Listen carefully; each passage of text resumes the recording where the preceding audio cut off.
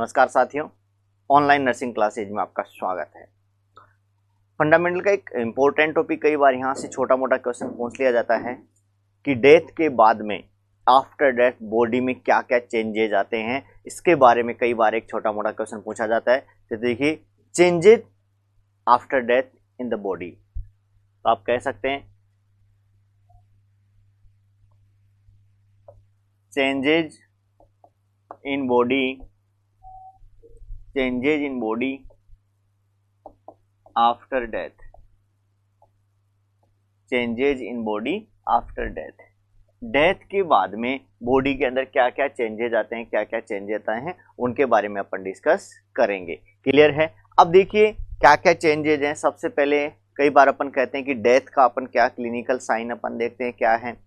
तो जब भी अपन डेथ की क्लिनिकल साइंस के बारे में बात करते हैं, क्या साइन हो सकते हैं, तो आपने कहा एब्सेंस ऑफ। अब क्या क्या एब्सेंस होगा इसमें? जनरली रेस्पिरेशन है, पल्स रेट है, हार्ट रेट है, रेड ब्लड सेल्स हैं, मतलब वो क्या हो जाती हैं, रोलिंग स्टॉप हो जाती हैं। बहुत सी चीज़ें आपको देखनी पड़ती हैं कि क्या क्या चीज़ें आप डेथ के बाद में स्टॉप हो जाती हैं। तो जितने भी वाइटल डाटा है कंप्लीट का कंप्लीट क्या हो जाएगा, लॉस हो जाएगा। आपकी जो प्यूपिल्स हैं वो क्या हो जाएंगी, डायलेटेड हो जाएंगी। ये तो सिर्फ अपन डेथ के बारे में। डेथ के बाद में बॉडी में क्या क्या चेंजेस आते हैं उनके बारे में अपन देखेंगे। सबसे पहले आपने कहा changes in body after death. Body के अंदर डेथ के बाद में कौन कौन से चेंजेस आते हैं? देखिए, सबसे पहले अपन स्टेजेज की बात करेंगे। स्टेजेज, कौन सी स्टेजेज होती हैं डेथ के बाद में, उन स्टेजेज की बात करते हैं। सबसे पहले आपका था पैलर मोर्टिस, पैलर मोर्टिस। दूसरा आता है आपका एल्गोर मोर्टिस।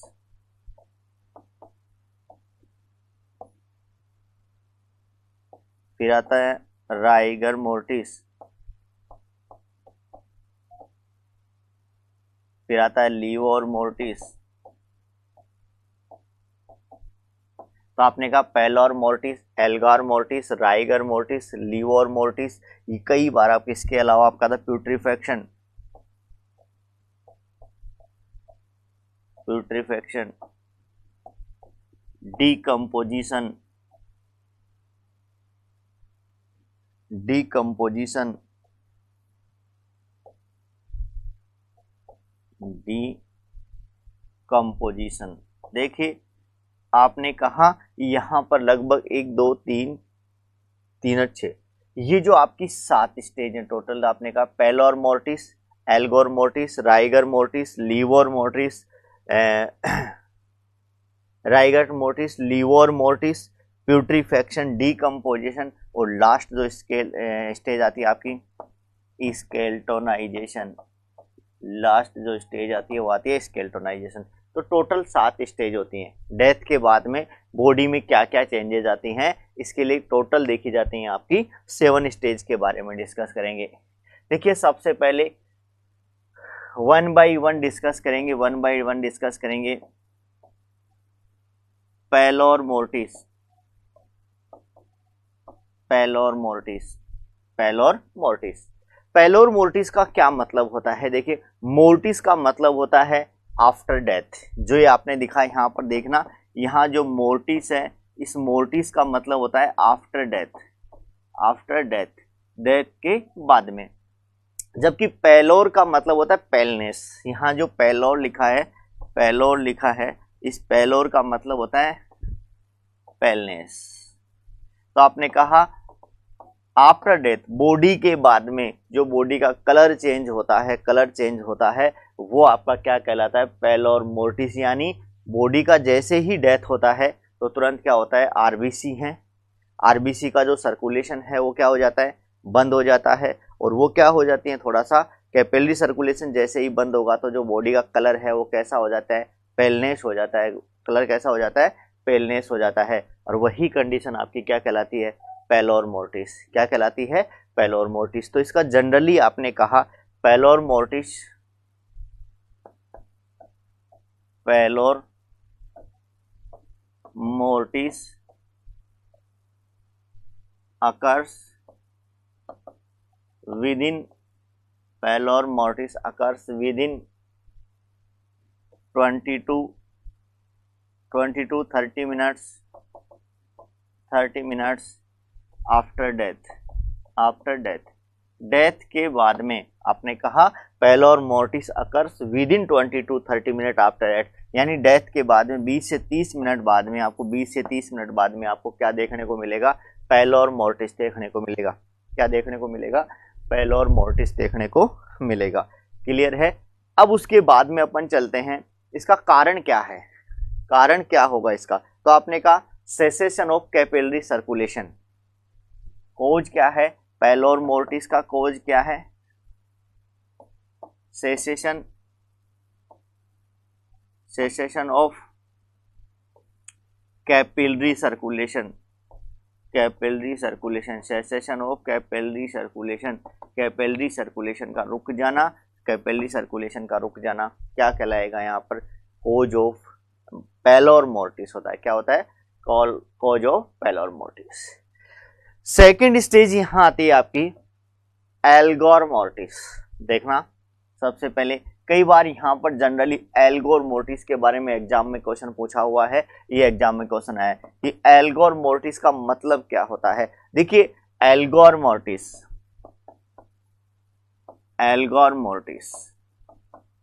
एक आपने देखा एल्गोर मोर्टिस। ये जो एल्गोर मोर्टिस होता है इसका जनरली क्या मतलब होता है? यहां देखिए जो एल्गोर होता है, इसका मतलब होता है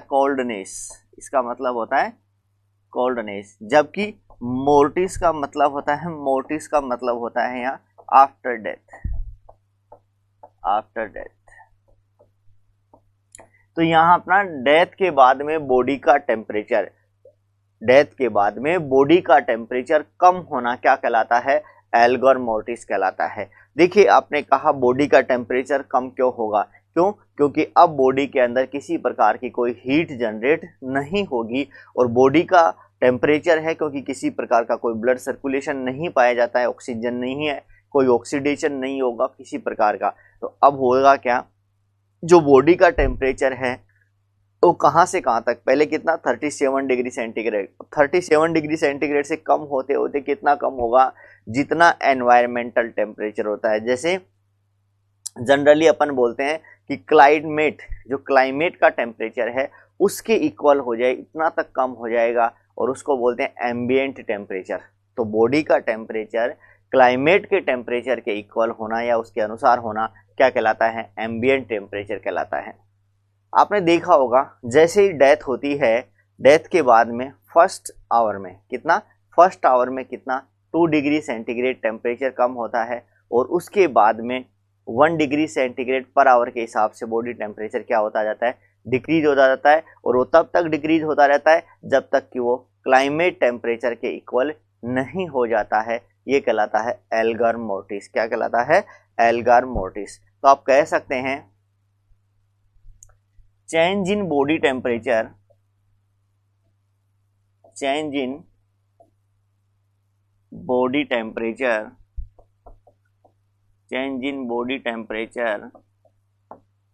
आफ्टर डेथ, या आपने कहा डेथ के बाद में बॉडी का टेम्परेचर क्या हो जाता है? चेंज हो जाता है आफ्टर डेथ अंटिल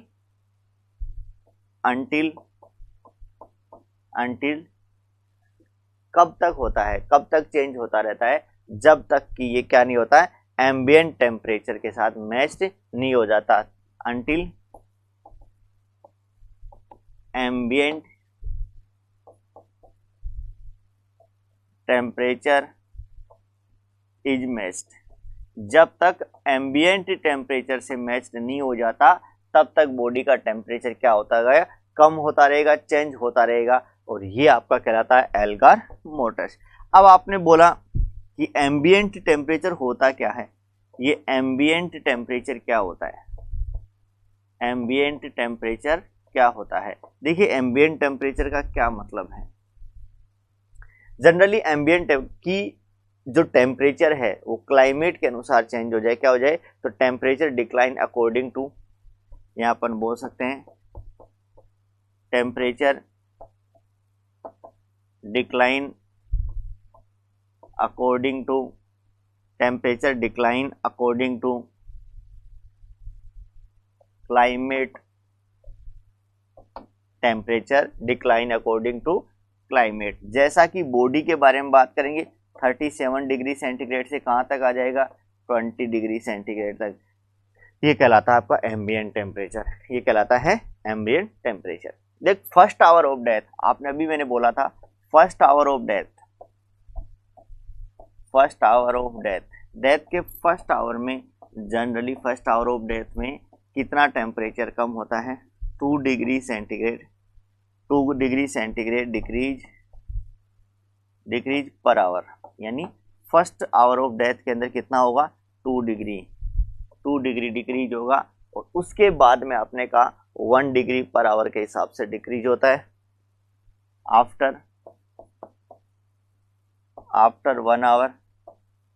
1 आवर के बाद में आफ्टर 1 आवर कितना होगा 1 डिग्री सेंटीग्रेड पर आवर, उसके बाद में 1 डिग्री सेंटीग्रेड पर आवर के हिसाब से क्या हो जाएगा चेंज हो जाएगा, इसमें डिक्रीज होगा। तो ये आपका कहलाता है एल्गार मोर्टिस। क्या कहलाता है एल्गार मोर्टिस। जब भी अपन बात करते हैं यहाँ पे कि टेम्परेचर कितना कम हुआ है, ये आप कैसे डिफाइन, कैसे कहाँ से आप असेस करते हैं, तो देखिए डेथ के बाद में रेक्टल टेम्परेचर असेस किया जाता है। क्या डेथ के बाद में आफ्टर डेथ कौन सा टेम्परेचर असेस करते हैं, असेस रेक्टल टेम्परेचर, यानी डेथ के बाद में रेक्टल टेम्परेचर असेस किया जाता है। ये क्वेश्चन भी कई बार पूछ सकता है, थोड़ा ध्यान रखना। तो सब जनरली जो एग्जाम में क्वेश्चन पूछा जाता है यहाँ से वो यही पूछा जाता है कि एल्गार मोर्टिस का मतलब क्या होता है, एल्गार मोर्टिस का मतलब क्या होता है, डेथ के बाद में बॉडी का टेम्परेचर कम होना क्या कहलाता है, एल्गार मोर्टिस कहलाता है। तो पहला आपने बोला पेलोर मोर्टिस, दूसरा आपने बोला एल्गार मोर्टिस, अब तीसरा था राइगर मोर्टिस। देखिए थर्ड जो आपकी स्टेज आती है वो आती है राइगर मोर्टिस, थर्ड जो स्टेज आती है वो आती है राइगर मोर्टिस। राइगर मोर्टिस क्या है, देखिए इसके बारे में अभी आप एक एक चीज के बारे में, सबसे पहले नाम के बारे में समझिए क्या है। राइगर का मतलब क्या होता है, राइगर का मतलब क्या है, स्टिफनिंग ऑफ बॉडी। राइगर का मतलब क्या होता है, stiffness of body, stiffness of muscles, stiffness of muscles, muscles का अकड़ जाना। राइगर का मतलब क्या है, स्टिफनेस ऑफ मसल्स। जबकि मोर्टिस का मतलब क्या होता है, मोर्टिस का मतलब क्या होता है, आफ्टर डेथ, डेथ के बाद में, आफ्टर डेथ के बाद में मसल्स का क्या होना, स्टिफनेस हो जाना, क्या कहलाता है राइगर मोर्टिस। इसका एग्जाम में ये क्वेश्चन कई बार एग्जाम में पूछा गया है सीधा कि राइगर मोर्टिस क्या होता है।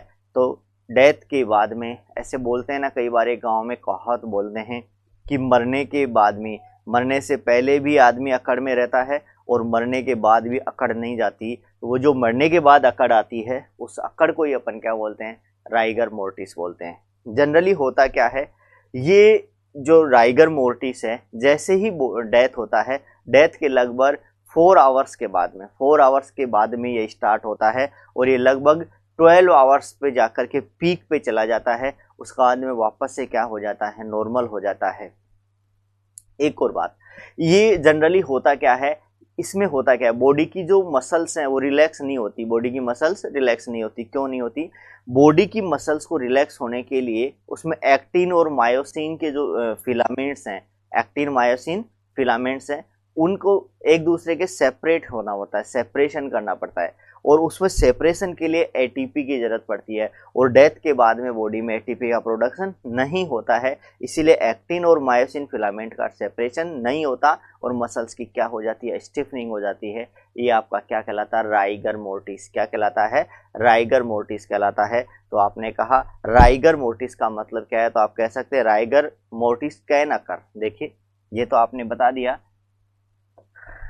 Rigor mortis, rigor mortis can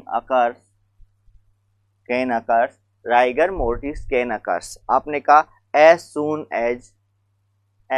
as possible, as soon as 4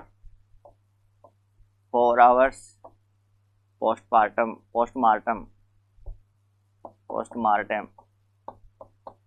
death के लगभग 4 आवर्स के बाद में स्टार्ट होता है। ये ध्यान रखना, राइगर मोर्टिस कब स्टार्ट होता है, क्वेश्चन पूछा जाता है तो डेथ के 4 आवर्स के बाद में आपका क्या स्टार्ट होता है, राइगर मोर्टिस स्टार्ट होता है।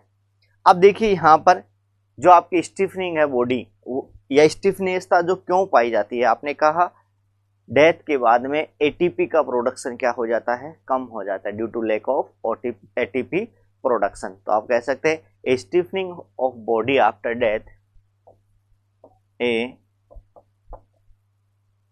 स्टिफनिंग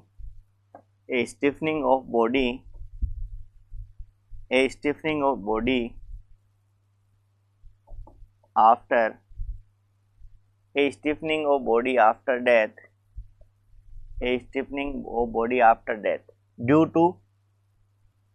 टू किसके कारण होता है, ड्यू टू किसके कारण होगा, lack of ATP production, due to lack of ATP production,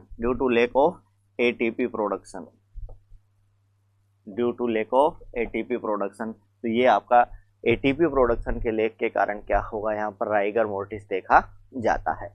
अब राइगर मोर्टिस जनरली कहाँ असेस करते हैं, कहाँ असेस किया जाता है, सबसे पहले तो देखिए, सबसे पहले राइगर मोर्टिस कहाँ, सबसे पहले इनिशियली में कहाँ से हैं, स्टार्टिंग ऑफ राइगर मोर्टिस। देखिए कहाँ से स्टार्टिंग होती है, स्टार्टिंग ऑफ राइगर मोर्टिस की कहाँ से सबसे पहले कहाँ से स्टार्टिंग होती है, सबसे पहले जो राइगर मोर्टिस है वो आईलिड से स्टार्ट होता है। कहाँ से, आईलिड से होता है। तो सबसे पहले आप कहेंगे आईलिड, सबसे पहले जो राइगर मोर्टिस आपका स्टार्ट होता है वो कहाँ पे, आईलिड में। उसके बाद में आता है आपके नेक में आता है, और नेक से आगे जो जनरली जाता है वो कहाँ जाता है, जॉ में। तो आपने कहा ये जो राइगर मोर्टिस है ये कहाँ आता है, सबसे पहले आईलिड, आईलिड से बाद में नेक, और नेक के बाद में जॉ में आता है। ये क्वेश्चन कई बार पूछा जा सकता है कि सबसे पहले जो राइगर मोर्टिस है वो कहाँ से स्टार्ट होता है, सबसे पहले राइगर मोर्टिस कहाँ से। तो आपने कहा सबसे पहले जो राइगर मोर्टिस है वो कहाँ से, आईलिड से स्टार्ट होता है, उसके बाद नेक, और उसके बाद में जॉ पे जाता है। क्लियर है। अब आपने कहा जो मायोफिलामेंट डिकम्पोजिशन कब होता है इनका, मायोफिलामेंट्स का लगभग 48 to 60 आवर्स के बाद में। और आपने कहा द पीक कब होता है, पीक कब होता है, peak of rigor mortis, peak of rigor mortis, peak of rigor mortis. Rigor mortis का पीक कब होता है, पीक कब है, राइगर मोर्टिस का पीक कब है। तो अपन कह सकते हैं जो राइगर मोर्टिस का पीक होता है after 12 hours of death, after 12 hours of death, death के 12 आवर्स के बाद में, डेथ के 12 आवर्स के बाद में जनरली क्या होता है, आपका पीक देखने को मिलता है। यानी सबसे ज़्यादा जो आपका राइगर मोर्टिस देखने को मिलेगा वो डेथ के 12 आवर्स के बाद में देखने को मिलता है। क्लियर है। तो ये क्वेश्चन कई बार अगर पूछ लिया जाता है कि पीक कब होता है तो 12 आवर्स के बाद में होगा। क्लियर है। तो ये आपका थर्ड, पहला था पेलोर्म, दूसरा था एल्गोर, तीसरा राइगर, फोर्थ आता है लिवर मोर्टिस, फोर आता है यहाँ पर लिवर मोर्टिस, फोर आता है लिवर मोर्टिस। देखिए लिवर मोर्टिस का मतलब क्या है, यहाँ लिवर का मतलब क्या है और मोर्टिस का मतलब आप समझ ही रहे हैं आफ्टर डेथ। लिवर का मतलब होता है discoloration of body, discoloration of body या डिस्कलरेशन ऑफ स्किन, स्किन का कलर क्या हो जाता है, चेंज हो जाता है, वो क्या कहलाता है, लिवर मोर्टिस। क्या कहलाता है, लिवर मोर्टिस। तो अपन कह सकते हैं लिवर का मतलब होता है, लिवर का मतलब होता है bluish discoloration of, bluish bluish discolouration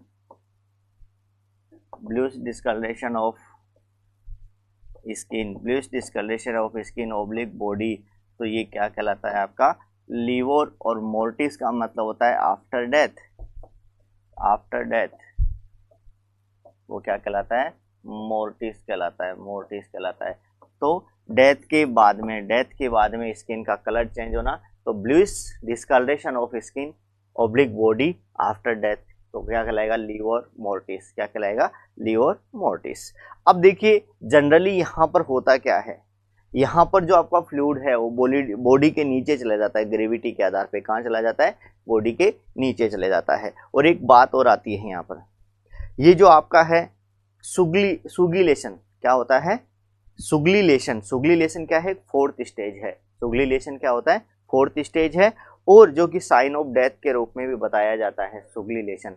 और सुगलिलेशन के अंदर क्या है, मतलब ये केस को बताता है कि ये जो आपका बॉडी का फ्लूइड है वो कितना हो गया, जम जाता है। तो एक स्टेज आती है इसमें सुगलिलेशन, लीवर मोर्टिस में एक स्टेज आती है सुगलिलेशन। क्या आता है,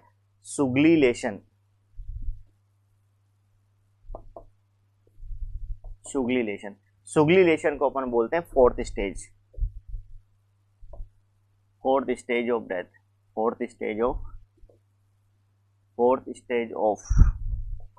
death, fourth stage of death. और ये अपन बोलते हैं one of the clinical sign of death. ये एक प्रकार से डेथ का क्या होता है, क्लिनिकल साइन भी होता है, क्लिनिकल साइन ऑफ डेथ होता है।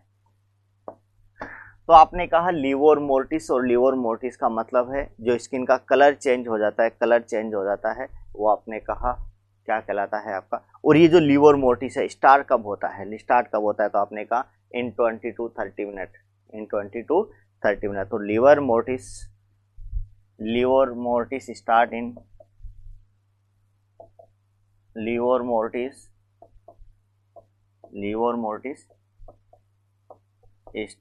इन 20 to 30 minute after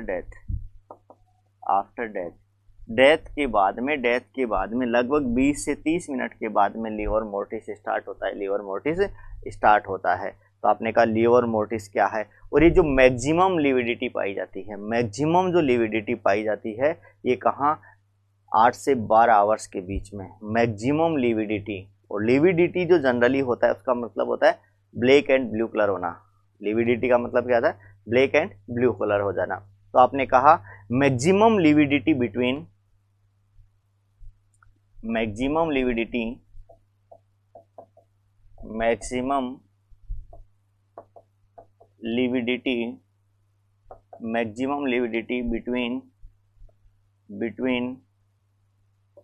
8 to 12 hours of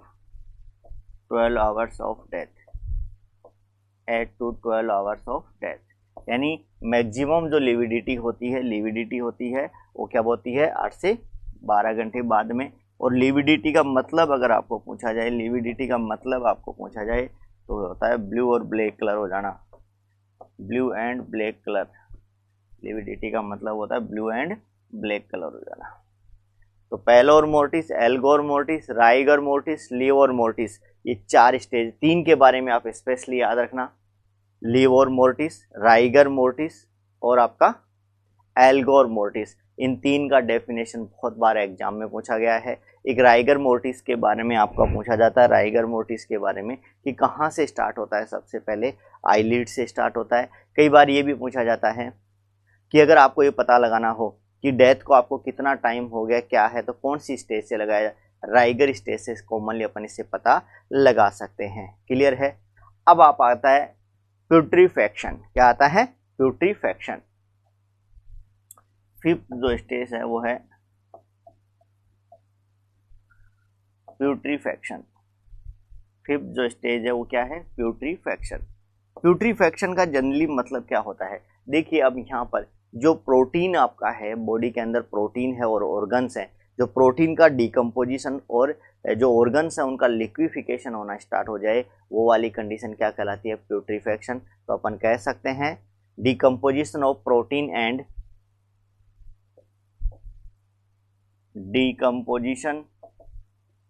decomposition of protein and liquefaction of organs तो आपने कहा decomposition of protein and liquefaction of organs, ये क्या कहलाता है? प्यूट्रीफैक्शन कहलाता है। क्या कहलाता है? प्यूट्रीफैक्शन। तो फिफ्थ स्टेज होती है वो क्या कहलाती है आपका? और इसमें जनरली देखिए, जब भी अपन बात करते हैं कि यहाँ पर प्यूट्रीफैक्शन होने लग गया, स्टार्ट हो गया कि नहीं हो गया, तो इसका जो फर्स्ट साइन आता है इसका ग्रीनिश कलर। क्या आता है? Greenish colour. ये कई बार पूछा जाता है कि फर्स्ट साइन ऑफ प्यूट्रीफैक्शन वो किसकी द्वारा होता है? ग्रीनिश डिस्कलरेशन हो जाता है आउटसाइड द एब्डोमिनल वॉल। तो आपने कहा first sign of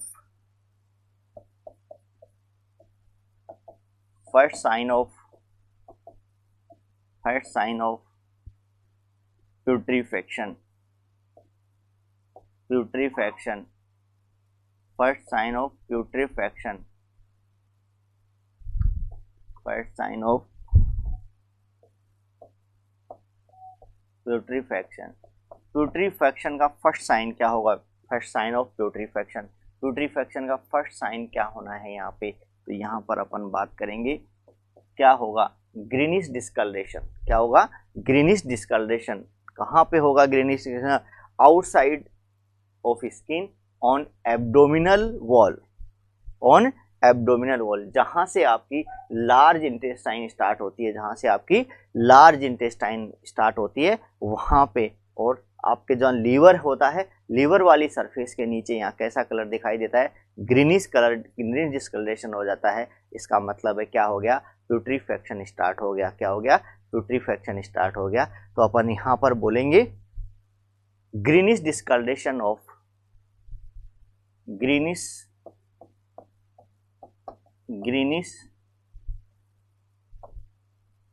discoloration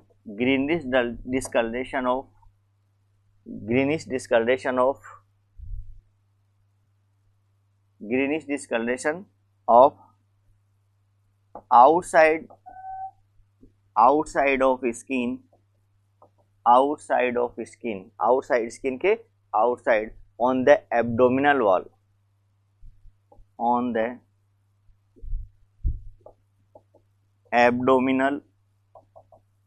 abdominal wall. आपने कहा एब्डोमिनल वॉल के, स्किन के ऊपर एब्डोमिनल वॉल के। तो आपने कहा outside the skin on the abdominal wall. फिर आपने कहा कहाँ पर? जहां लार्ज इंटेस्टाइन स्टार्ट होती है। Where? Abdominal wall, where large intestine start, large intestine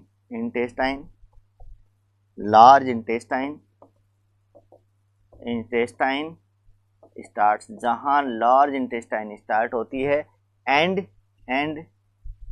below the liver, और लीवर के नीचे। तो आपने कहा अगर आपको बोला जाए कि प्यूट्रीफैक्शन का सबसे फर्स्ट साइन क्या होगा, तो अपन क्या बोलेंगे? ग्रीनिश एब्डोमिनल वॉल है, वहां पर आपको ग्रीनिश डिस्कलरेशन देखने को मिलेगा। क्लियर है? अब आपने कहा ये जो ग्रीनिश डिस्कलरेशन है कब दिखाई देता है? 2 से 3 दिन बाद में। इसके कारण आपने कहा, और उसके बाद में आपके जो बॉडी है, एब्डोमेन है, वो स्वेल होने लग जाता है, स्वेलिंग आने लग जाती है, फूलने लग जाता है, क्योंकि अब उसमें बैक्टीरिया की प्रोसेस स्टार्ट होना हो जाती है। तो आपने कहा 2 to 3 days discolouration appear on the skin of the abdomen. तो आपने कहा the abdomen begin swell due to formation of bacteria and fungi. अब इसके ऊपर धीरे धीरे बैक्टीरिया और फंजाई का क्या हो जाता है? फॉर्मेशन हो जाता है, और उसके कारण आपको ऐसा दिखाई देता है। अब आके देखिए 6th जो स्टेप आती है, इसकी 6th स्टेप आती है, वो आती है डिकम्पोजिशन। क्या आएगा? डिकम्पोजिशन। 6th स्टेज जो आती है यहाँ पर डिकम्पोजिशन। डीकम्पोजिशन का जनरली मतलब क्या होता है? तो आपने कहा जो ऑर्गेनिक सबस्टांसेज हैं, ऑर्गेनिक सबस्टांस हैं वो सिंपल मैटर में टूट जाते हैं। तो आपने कहा organic substances, organic substances, organic substances broken, organic substances broken into so much या into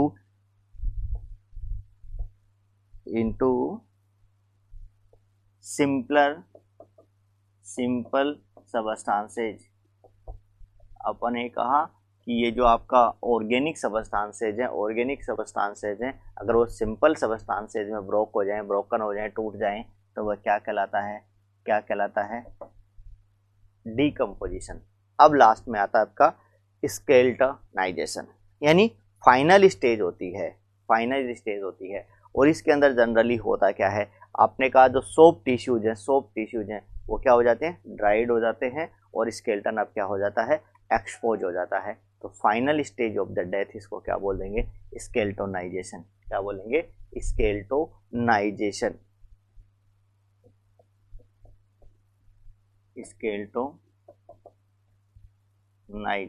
स्केल्टोनाइजेशन इसको बोलते हैं फाइनल स्टेज ऑफ डेथ। इसको बोलते हैं फाइनल स्टेज ऑफ डेथ। इसको फाइनल स्टेज ऑफ डेथ भी बोला जाता है। और इसमें क्या होता है? जो स्केलेटन है वो क्या हो जाता है? एक्सपोज्ड हो जाता है। आप कहेंगे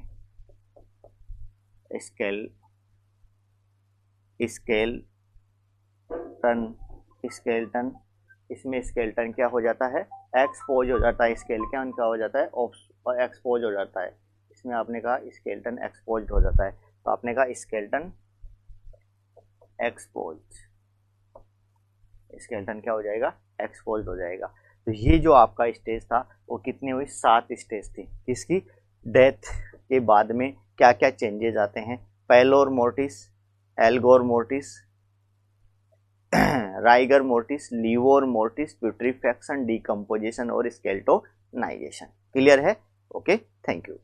अब देखिए यहाँ पर एक और इम्पोर्टेंट टॉपिक की बात अपन करते हैं। कई बार छोटा मोटा क्वेश्चन यहाँ से पूछ लिया जाता है, थोरासेंटेसिस। देखिए यहाँ थोरासेंटेसिस, एक और यहाँ कई बार यहाँ पूछ लिया जाता है थोरासेंटेसिस। देखिए थोरासेंटेसिस का यहाँ जनरल मतलब क्या होता है? थोरासेंटेसिस का जनरल मतलब क्या होता है? थोरासेंटेसिस की जब अपन बात करते हैं, थोरासेंटेसिस की जब अपन बात करते हैं तो इसका मतलब देखो दो चीजें हैं। थोरासेंटेसिस कहाँ किया जाएगा? यानी थोरैक्स में किया जाएगा। एक और बात देखिए, सबसे पहले आप समझना यहाँ से, प्लूरल केविटी है या प्लूरल स्पेस है। क्या? प्लूरल केविटी या प्लूरल स्पेस है। जो प्लूरल केविटी है उसमें कई बार हो क्या जाता है? क्या हो जाता है कि एबनॉर्मल कलेक्शन हो जाता है फ्लूइड का या एयर का। फ्लूइड और एयर का क्या हो जाता है? एबनॉर्मल कलेक्शन हो जाता है। उस एबनॉर्मल कलेक्शन को रिमूव करने के लिए, उस एबनॉर्मल यानी प्लूरल फ्लूइड जो नॉर्मल होता है वो कितना होता है? 5 से 20 ml। कितना होता है? 5 to 20 ml। इससे ज़्यादा का अगर कलेक्शन हो जाता है या एयर का कलेक्शन हो जाता है तो उसके पास आपके पास दो संभावनाएं बनती हैं। या तो उस फ्लूइड को आप क्या ट्यूब डाल के रिमूव कर सकते हैं, या फिर उसको निडल की सहायता से रिमूव कर सकते हैं। तो वो क्या करा? अब आपको देखो, ट्यूब डालेंगे तो उसको अपन ने कहा था इंटरकोस्टल चेस्ट ड्रेनेज सिस्टम बोला था। क्या बोला था? ICD सिस्टम बोला था। जबकि अगर अपन निडिल डाल के उसको रिमूव किया जाए तो उसको क्या बोला जाएगा? थोरासेंटेसिस। क्या बोला जाएगा? थोरासेंटेसिस। तो आप कह सकते हैं क्या? Removal of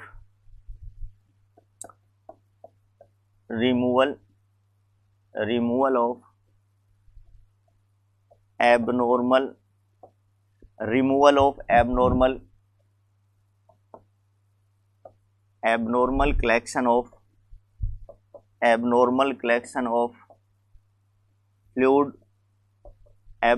collection of fluid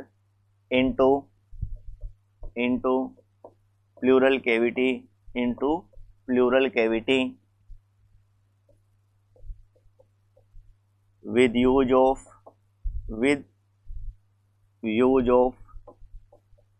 needle. Needle का यूज करते हुए अगर एबनॉर्मल जो एक्युमुलेशन होता है फ्लूइड का प्लूरल कैविटी में, उसको रिमूव करना क्या कहलाता है? थोरासेंटेसिस। उसको रिमूव करना क्या कहलाता है? थोरासेंटेसिस। तो आपने कहा थोरासेंटेसिस का मतलब है जनरली थोरैक्स कैविटी से निडल का यूज करते हुए फ्लूइड को क्या करना? रिमूव करना क्या कहलाता है? थोरासेंटेसिस। क्लियर है डेफिनेशन? अब आइए पर्पज क्या है थोरासेंटेसिस का। देखिए यहाँ पे जो थोरासेंटेसिस है इसका पर्पज क्या होगा? क्या पर्पज है इस थोरासेंटेसिस का? पर्पज क्या है? कई बार एक तो हो सकता है डायग्नोस्टिक पर्पज। कई बार आपको थोड़े से प्लूरल फ्लूइड का क्या करना हो, टेस्ट करना हो या डायग्नोस्टिक टेस्ट करना हो, ऐसी कंडीशन में अपन यूज कर सकते हैं। तो एक बोल सकते हैं हम डायग्नोस्टिक पर्पज एक हो सकता है आपका डायग्नोस्टिक पर्पज। जबकि दूसरा जो मेन पर्पज है, दूसरा पर्पज है वो क्या है? एबनॉर्मल जो फ्लूइड होता है, एबनॉर्मल फ्लूइड को क्या करना? एस्केप करना। एस्केप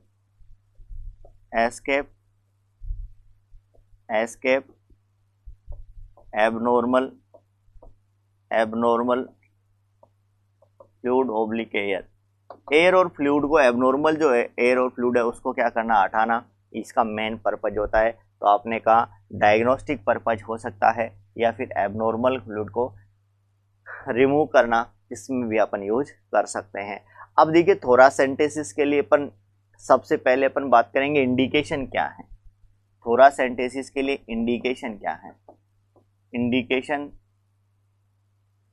इंडिकेशंस आपने कहा फ्लूइड अगर आपका बढ़ जाए, एबनॉर्मल फ्लूइड का कलेक्शन हो जाए, तो ऐसी कंडीशन में, और एबनॉर्मल फ्लूइड कलेक्शन को आप देखिए, अगर ब्लड का कलेक्शन हो जाए तो इसको क्या बोलेंगे? हीमोथोरैक्स बोलते हैं। अगर पस का अगर हो जाए तो इसको क्या बोलते हैं? पायोथोरैक्स बोलते हैं। इसका मतलब क्या है? ब्लड का कलेक्शन है। और पायोथोरैक्स का मतलब क्या है? पस फॉर्मेशन है। तो आपने कहा हीमोथोरैक्स, पायोथोरैक्स। इसके बाद में आपने कहा हाइड्रोथोरैक्स। और हाइड्रोथोरैक्स का मतलब होता है सीरस फ्लूइड। तो आपने कहा हाइड्रोथोरैक्स, सीरस फ्लूइड की बात आती है। पायोथोरैक्स पस फॉर्मेशन की बात आती है। हीमोथोरैक्स ब्लड की बात आती है। काइलोथोरैक्स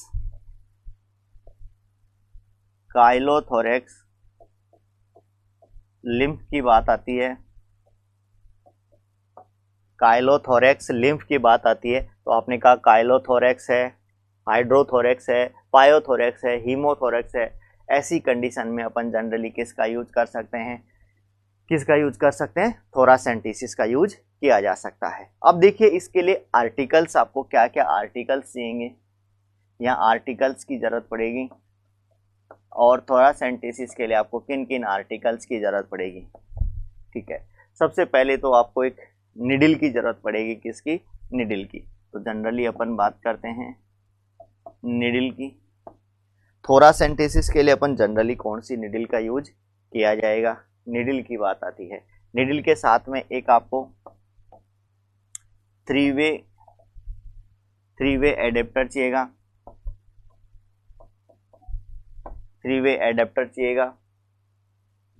एक निडल चाहिएगी, निडल के साथ में 3 वे एडेप्टर चाहिएगा। एक 20 ml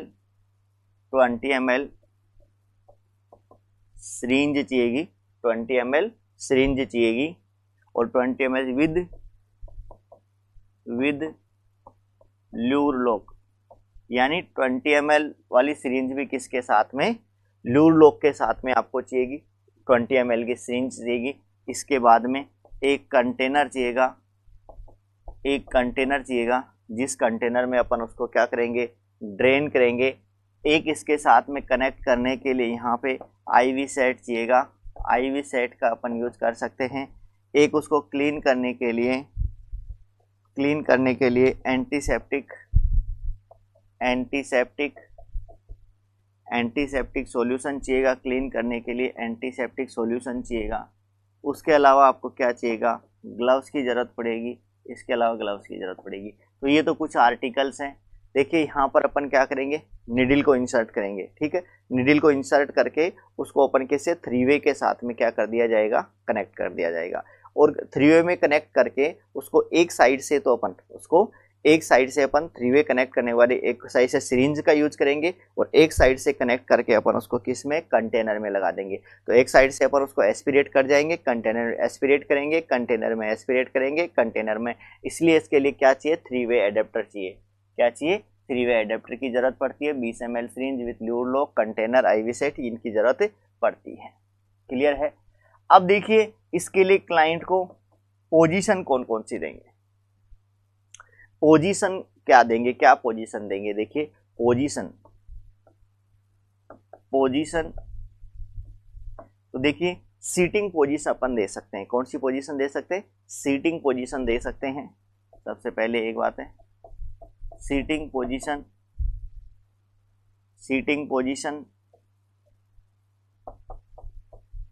सीटिंग पोजीशन या कार्डियक पोजीशन भी दे सकते हैं। सीटिंग पोजीशन या cardiac position, cardiac position, sitting position या कार्डियक पोजीशन दी जा सकती है।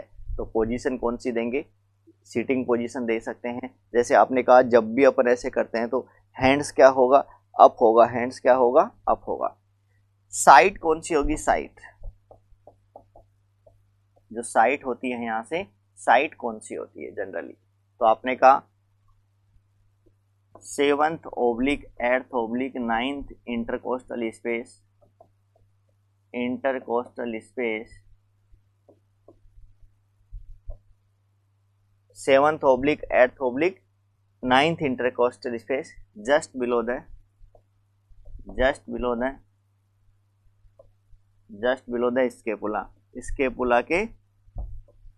स्केपुला के जस्ट नीचे। तो आपने कहा 7th oblique 8th oblique 9th intercostal space just below the scapula, scapula के जस्ट पास में होगा। क्लियर है।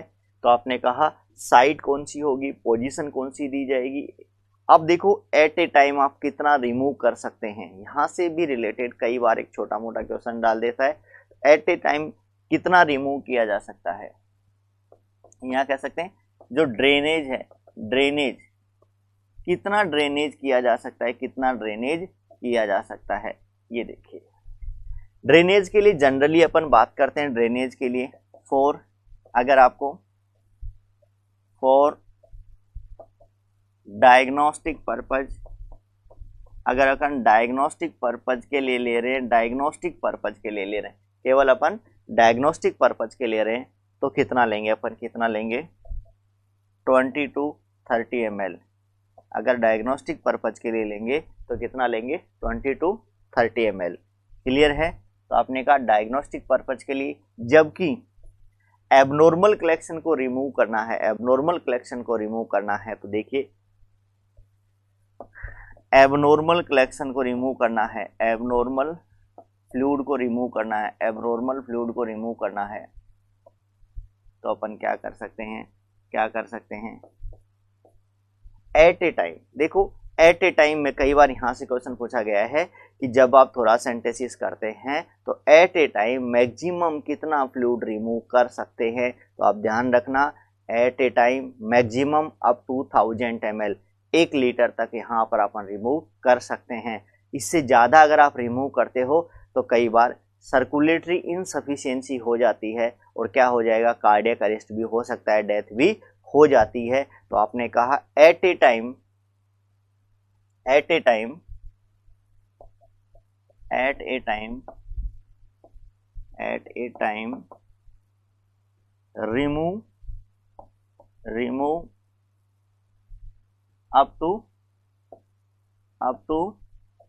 1000 ml। यानी आपने कहा एट ए टाइम कितना रिमूव कर सकते हैं, remove up to 1000 ml। 1000 ml तक ये क्वेश्चन कई बार पूछा गया कि एट ए टाइम अपन कितना रिमूव कर सकते हैं, 1000 ml। 1000 ml से ज़्यादा क्यों नहीं कर सकते हैं, क्योंकि अगर 1000 ml से ज़्यादा करेंगे तो क्या हो सकता है, सर्कुलेटरी इनसफिशिएंसी हो सकती है। देखिए यहाँ पे इफ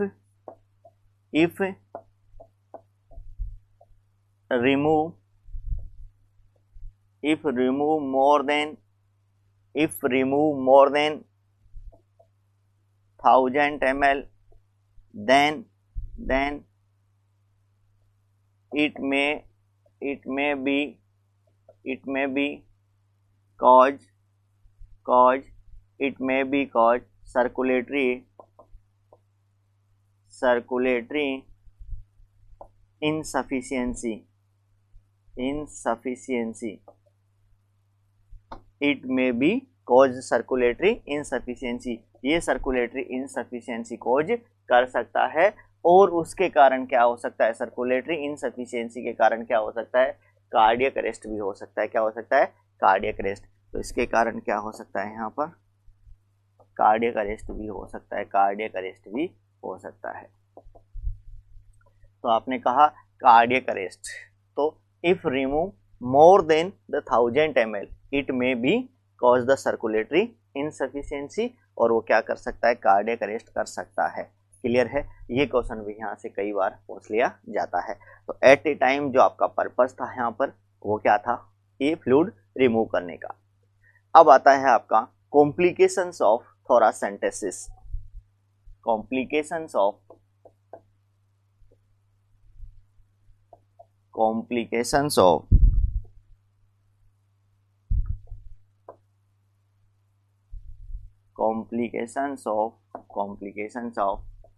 थोरासेंटेसिस।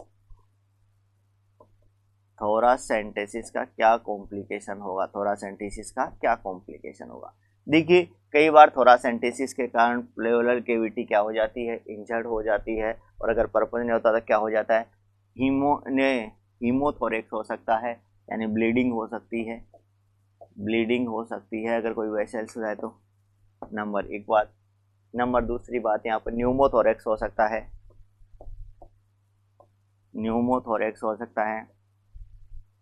और न्यूमोथोरेक्स में भी कौन सा होगा, टेंशन न्यूमोथोरेक्स हो सकता है, टेंशन न्यूमोथोरेक्स हो सकता है, या फिर अपन कह सकते हैं मीडिया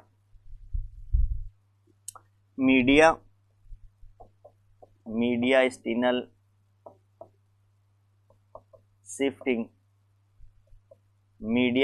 शिफ्टिंग भी देखने को मिल सकती है। आपने कहा मीडिया स्टीनल शिफ्टिंग भी देखने को मिल सकती है, तो मीडिया स्टीनल शिफ्टिंग आपको देखने को मिल सकती है। न्यूमोथोरेक्स आपको, टेंशन न्यूमोथोरेक्स आपको देखना। मीडिया स्टीनल शिफ्टिंग का मतलब क्या है, देखिए आपने कहा, आपने मान लीजिए कोई भी एक साइड है जिसमें राइट या लेफ्ट कोई भी एक साइड से आपने फ्लूइड को क्या किया, रिमूव किया, और ऐसी कंडीशन में यहाँ क्या होगा, ऐसी कंडीशन में क्या हो गया कि एक साइड प्रेशर कम हो जाएगा और दूसरी साइड प्रेशर क्या रहेगा, ज़्यादा। और उस टाइम पे आपकी मीडिया स्टीनल जो आपकी ट्रेकिया है या ट्रेकियल डेविएशन भी हो सकता है। मीडिया स्टीनल का मतलब ट्रेकियल डेविएशन भी हो सकता है, ट्रेकियल डेविएशन भी हो सकता है, क्योंकि इतना उसको शिफ्टिंग होने का टाइम नहीं मिलता। बहुत ज़्यादा जल्दी अगर अपन रिमूव कर देते हैं एट ए टाइम तो इसको इतना ज़्यादा शिफ्ट होने का टाइम नहीं मिलता, और अचानक से प्रेशर लगा तो क्या मीडिया स्टीनल शिफ्टिंग भी देखने को मिल सकती है। तो ये कुछ कॉम्प्लिकेशंस थे इससे रिलेटेड, कुछ कॉम्प्लिकेशंस भी हो सकते हैं। क्लियर है, तो यहाँ आज आपने दो टॉपिक्स के बारे में अपन ने क्लियर किया। पहले डेथ के बाद में कौन कौन से चेंजेज आते हैं, आपने 7 प्रकार के चेंज आपने कहा, pallor mortis, algor mortis, rigor mortis, livor mortis, putrefaction, decomposition, और लास्ट में आपने कहा स्केल्टोनाइजेशन, यानी लास्ट में क्या बचता है, स्केल्टन बचता है। दूसरा आता है थोरासेंटेसिस। देखो थोरासेंटेसिस से दो ही क्वेश्चन बनते हैं कि किसी भी क्लाइंट को अचानक से क्या प्लूरल कैविटी में फ्लूइड भर गया और उसको आपको इमरजेंसी में निकालना है, तो तुरंत निकालने के लिए पर क्या कर सकते हैं, थोरासेंटेसिस कर सकते हैं। थोरासेंटेसिस की साइट कौन सी होती है, 7th, 8th और 9th इंटरकोस्टल स्टोरेज, कहाँ, स्केपुला के पीछे। दो क्वेश्चन। तीसरा क्वेश्चन बनता है एट ए टाइम आप कितना रिमूव कर सकते हैं, तो आपने कहा एट ए टाइम थोरासेंटेसिस से 1000 ml तक आप रिमूव कर सकते हैं, 1000 ml तक रिमूव किया जा सकता है। उससे ज़्यादा करोगे तो क्या हो जाएगा, सर्कुलेटरी इनसफिशियंसी हो जाएगी, कार्डियक अरेस्ट हो जाएगा और ऐसी कंडीशन में क्लाइंट की क्या हो सकती है, डेथ भी हो सकती है। तो मीडियास्टिनल स्पेस जैसी आया इस पे कॉम्प्लिकेशन, तो मीडियास्टिनल स्पेस शिफ्टिंग है या ट्रेकियल डेविएशन है, ये ऐसी कंडीशन भी देखने को मिल सकती है। क्लियर है? Okay, thank you.